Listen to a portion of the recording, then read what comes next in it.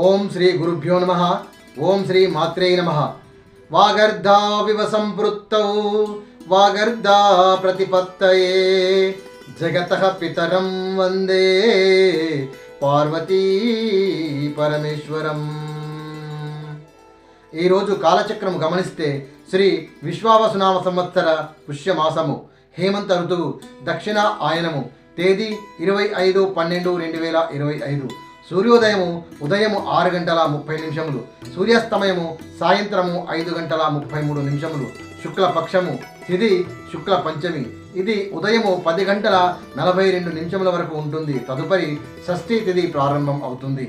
ఈరోజు బృహస్పతి వాసరే అంటే గురువారము. శతభిష నక్షత్రము. రాహుకాలము మధ్యాహ్నము 1:30 నుండి 3 గంటల వరకు ఉంటుంది.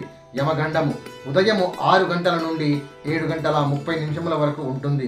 దుర్ముహూర్తము ఉదయము 10 గంటల నుండి 10:48 వరకు ఉంటుంది. తిరిగి మధ్యాహ్నము 2:48 నుండి 3:36 వరకు ఉంటుంది. వర్జము మధ్యాహ్నము 1:40 నుండి 3:16 వరకు ఉంటుంది. అమృత ఘడియలు రాత్రి 11:17 నుండి 12:53 వరకు ఉంటుంది.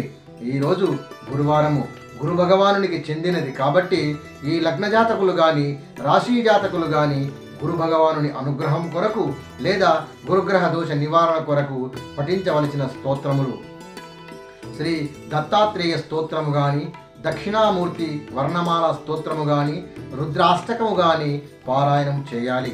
జాతకంలో గురు భగవానుడు బలహీనంగా ఉన్నట్లయితే ఆదాయము తగ్గడము, ఖర్చులు పెరగడము, అప్పుల పాలవ్వడము లాంటి సమస్యలు పెరుగుతాయి.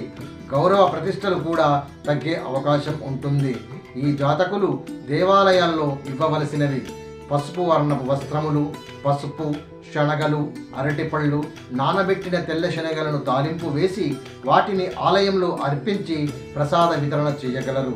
గోసేవ చేయడము మహాభాగ్యము. ఇలా వీలైన వారు వారి వారి అనుకూలంగా చేసుకోగలరు. పశుపక్షాదులకు సైతం ఆహారము పెట్టడము ఉత్తమము. ఈ జాతకులకు గురుమహర్దశలో బుధభుక్తి గాని బుధ అంతర దశలు నడుస్తున్న సమయంలో బాలకాండలోని 16వ సర్గను పారాయణం చేయాలి. నైవేద్యముగా ఆకుపచ్చ ద్రాక్ష లేదా తాంబూలమును సమర్పించాలి. పసుపు కలిపిన గంగా జలముతో ఇంటిని శుభ్రపరచుకోవాలి.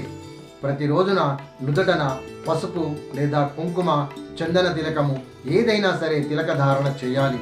ఈరోజు అన్నప్రాసనము, ఊయల, సీమంతము, అద్దె ఇల్లు మారుటకు అనుకూలము. ఈరోజు శతభిష నక్షత్రము.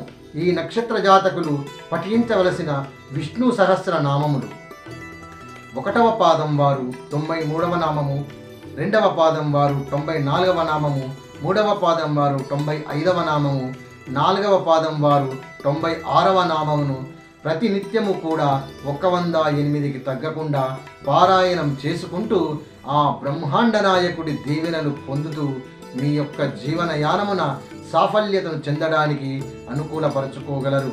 తిరిగి మళ్ళీ కలుద్దాం. జయ శ్రీరామ్.